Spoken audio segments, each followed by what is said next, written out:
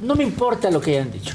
No me importa. A ver, cuando uno va a un debate, si Xóchitl fuera 28 puntos adelante, no hubiera hecho este debate, ¿no? Si claro, Claudia fuera 28 puntos abajo, no hubiera hecho este debate. ¿Qué pienso yo? Otra vez ganamos. Y creo que este escenario que estaba planteando hace algunos días la revista Expansión, en un ejercicio que a mí me gustó mucho, que es esta encuesta de encuestas, pero que además tuvo un ponderador de resultados. Es decir, lo que hizo la revista Expansión fue decir, voy a tomar en cuenta las más de 500 encuestas que se han llevado a cabo, que se han realizado, le voy a poner un ponderador de qué tan buenos resultados han tenido las encuestadoras, es decir, por ahí está incluida la encuestadora favorita del PRI y del PAN, que es esta Chafis Kohler, yo le llamo, ¿no? Está incluida ahí también.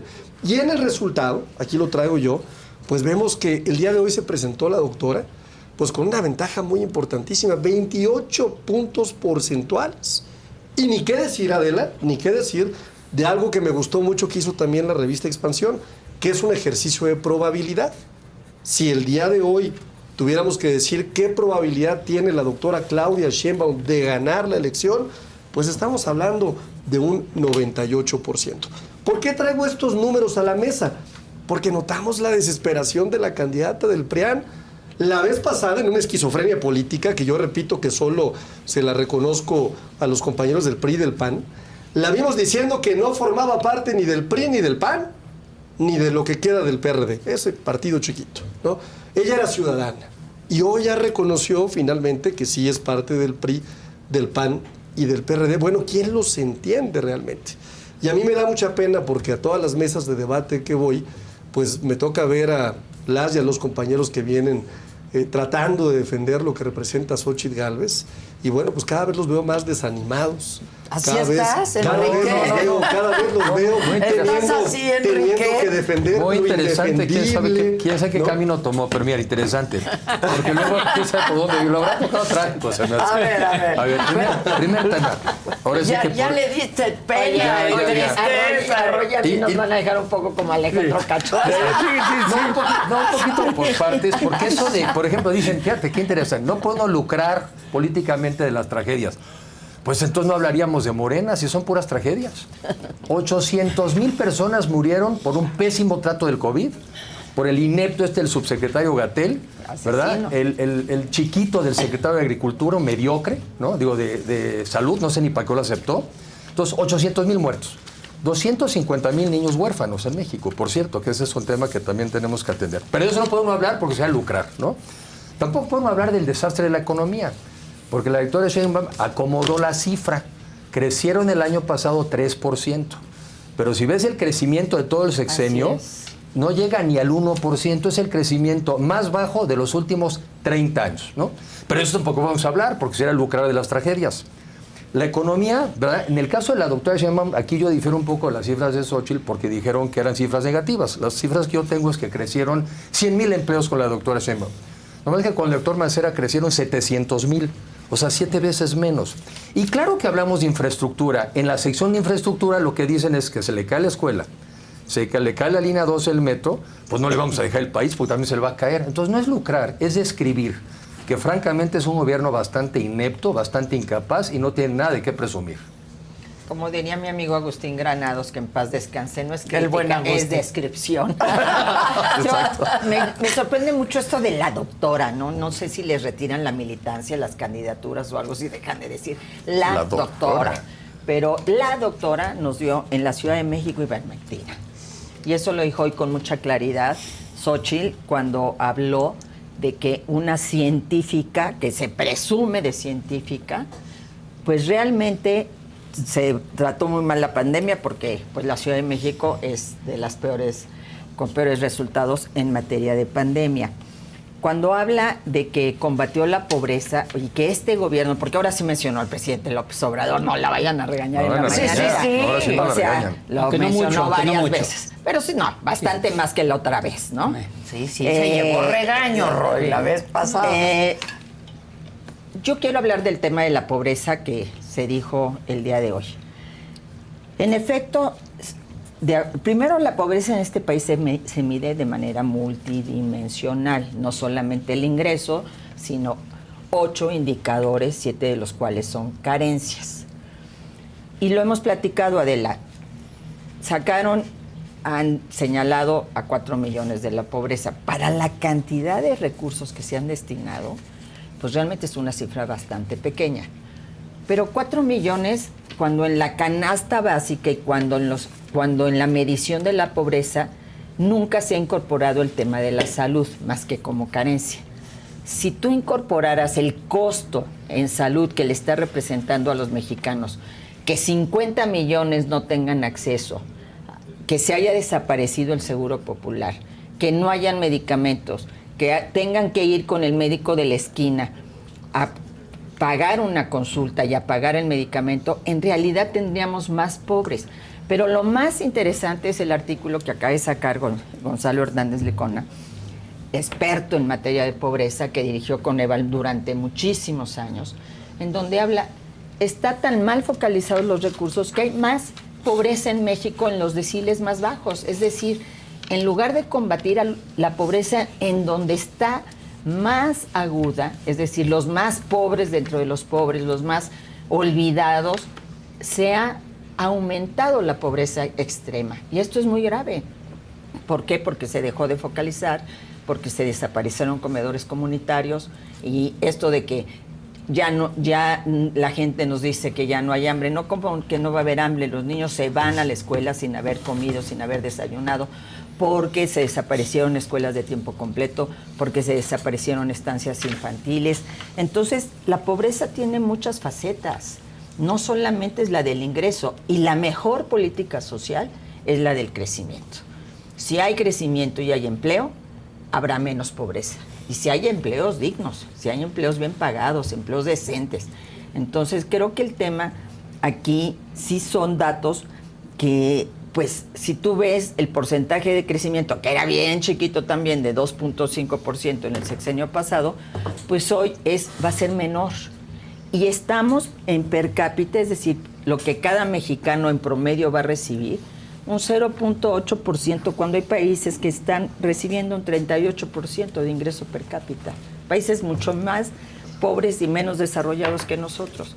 Entonces, creo que sí vale la pena hacer una autocrítica para que haya un buen desempeño hacia adelante. Creo que se vale la autocrítica y reconocer aspectos que no están bien, porque nuestra economía no está bien y porque simplemente distribuir dinero, aunque mejore el ingreso de ciertos deciles, no significa que la gente salga de la pobreza, porque hoy tenemos 50 millones de mexicanos sin acceso a servicios de salud, porque hoy van a desaparecer a México de la prueba PISA porque no quieren hacer una evaluación educativa, porque estamos peor que nunca en materia educativa, y son 2 indicadores fundamentales para medir la pobreza en nuestro país.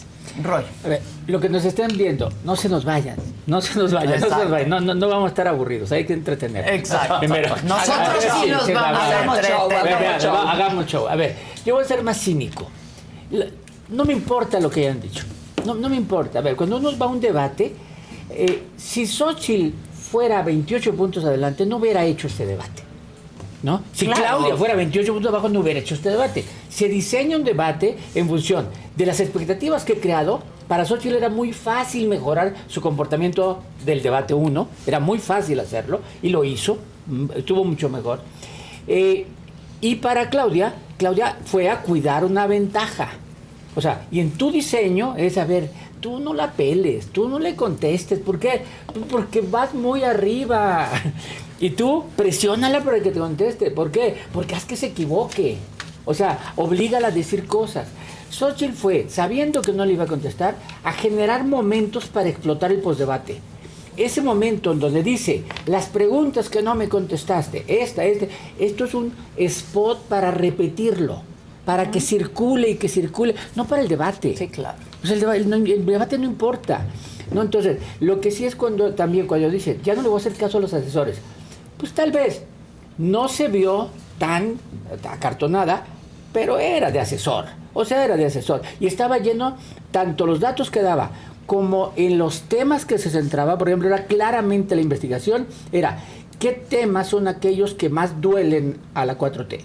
Y entonces le saca el agua, el Repsamen, el tren, el Tren Maya, o sea, los hijos claramente, con investigación, generaron los temas para tratar de explotarlos. Claudia fue a cuidar una ventaja. Y como digo, parecía que Xóchitl empezaba un vendaval. Claudia lo aguantó el vendaval inicial, lo aguantó, esperó a que se aburriera, jugaron en el medio campo, no pasó nada. No pasó mucho, ¿no? Yo equiparo un juego de fútbol a un clásico. La semana pasada... Pumas América. Okay. Pumas América. Pumas América. Se llenó el estadio. Y mucha gente estaba viéndolo. Y ganó a final de cuentas los Pumas 2-1. ¿Pero algún americanista se cambió a ser Puma?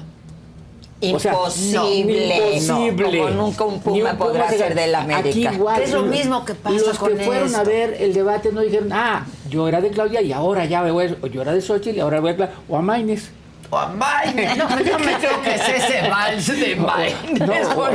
Yo por eso le decía a Arturo, ¿te sorprendió que tocara Xóchitl esos temas? Pues no, va a echar mano de esos temas. Sí, es un debate. reitero, por eso traje a colación las cifras de origen. Es decir, tenemos una candidata completamente rezagada en todas las encuestas. Y tienen que reconocerlo. Una candidata que, de acuerdo a los expertos, y aquí hay un experto que es Roy Campos, difícilmente podrá cambiar ya la tendencia. Es decir, Claudia va a ser la próxima presidenta de México. Les guste a ustedes o no les guste, es la próxima presidenta de México. Siguiente tema que me parece muy importante. Todo lo que hoy se mencionó, en mi opinión, pues carece primero, ¿no?, de una memoria histórica. A mí me llama mucho la atención que el PRI y el PAN, la candidata del PRIAN, viene a hablar como si ustedes no hubieran gobernado los últimos 35 años con políticas neoliberales que dejaron justamente como resultado los 65 millones de pobres. Y hoy vienen a esta mesa a hablar que no se ha disminuido en algunos niveles la pobreza extrema. Ahí están los datos del Coneval. Los programas de bienestar funcionaron, lograron sacar a 5.1 millones de personas de la pobreza extrema, lo que ustedes no lograron. No, de la pobreza extrema no. Porque estaban ustedes muy ocupados en condenarle los impuestos a los grandes empresarios, en comprar casas de constructores como la Casa Blanca, en la estafa maestra. Es decir, estaban ustedes preocupados en enriquecerse como lo hizo la vieja política. Y ejemplos les puedo traer muchísimos. Les puedo recordar, por supuesto, el monumento a la corrupción que hizo Felipe Calderón. Les puedo recordar, por supuesto, el involucramiento que tuvo la esposa de Vicente Fox, Marta Sahagún. Bueno, ni qué decir de Peña Nieto y de la foto de los gobernadores del PRI. Discúlpenme, pero más de la mitad están procesados y en la cárcel. Y hoy llegan ustedes como si quisieran escribir una nueva historia, pero a la gente no se le olvida. ¿Procesados por quién, Arturo? Por la justicia, Ahí están los Duartes, que se robaron millones y millones de pesos. Ahí está Borges, también de Quintana Roo. Entonces, por favor, no seamos cínicos. A ver. Vayamos a la historia. Digo, nomás ahí sí. A ver. Bueno, es que, a ver, si uno no pudiera hablar por un mal desempeño, no dice, ¡ay, 70 años de los gobiernos anteriores! Ustedes en 5 años habrían perdido el derecho para siempre. Porque son unos ineptazos y súper corruptos. ¿Y eso dicen las encuestas? ¿Y eso dice la aprobación del presidente? No, eso es otra cosa. Vamos a arrasar. No, espérame, eso. La gente piensa distinto. Pero a lo mejor la burbujita. ¿Me da ustedes, chance ¿no? o así? Adelante, por favor. Entonces, adelante. primero, sí, a ver. Una cosa es que la gente acepte el presidente y lo quiera bien. Por cierto, 30 puntos menos que antes. Y espérate al año 7. Porque va a ser uno de los presidentes más odiados de este país y se lo ganó a pecho. Ya lo veremos. El año 7 es el peor. Pero otro tema, perdóname, por lo menos los detenían. Aquí hablan del balastro. Pemex como negocio familiar, Segalmex, son unos corruptazos, pero yo un poco la conversación es, corruptos hay en todos lados. Entonces, ¿por qué no pasamos al otro tema? Por ejemplo, se me olvidó precisar, yo dije que la administración del presidente López Obrador era malísima en economía. No más que hay alguien peor, que es la doctora Sheinbaum. Porque mientras que el país a nivel nacional creció 1% con ella, en la capital de la República, la ciudad quizá una de las más importantes del país, no creció ni medio punto, reprobada en economía. Otro temita, La salud, ella es científica, ¿no? Ella sabe, dice que estudió cosas de medio ambiente y estas cosas. Bueno, ella sí se ponía cuando menos el cubrebocas, pero dejó que el gobierno del presidente, con el nefasto de Gatell, nos matara a los mexicanos, pero bueno, pues ella sabe. Ella es científica, ella sabe de educación, sabe lo importante que es la educación, pues aún así dejó que quitaran las escuelas infantiles, las instancias infantiles. Y luego, ella es científica. Un nido de corrupción, por cierto. Otro nido más de corrupción. No, bueno, el argumento de la corrupción se lo usan todos los días para lo que se les pega la gana. Pero vaya, pues gobierno corrupto e ineptos. Pues, para lo que fueron ustedes. Y el último tema, que también dicen que es científica. Si el doctor Molina viviera, yo creo que se enojaría y se volvería a morir. No nos cuidó del desastre en el que vivimos, del medio ambiente, aquí con Tula, aquí al lado, ¿verdad? Ella apoyando las propuestas del presidente de producir energía eléctrica a partir del combustóleo, y yo no sé qué fregado le están echando a la gasolina estos últimos días. Yo ya he oído que es medio diésel adulterado, con algunos aceititos. Estamos todos de las vías respiratorias hechos pedazos. Pero ella sabe, mira, malo el ignorante que no sabe, peor el que sabiendo no hace nada para cuidarte. Y este gobierno ha sido un gobierno de descuidados y de ineptos. No merecen 6 años más, porque este país se lo acaban.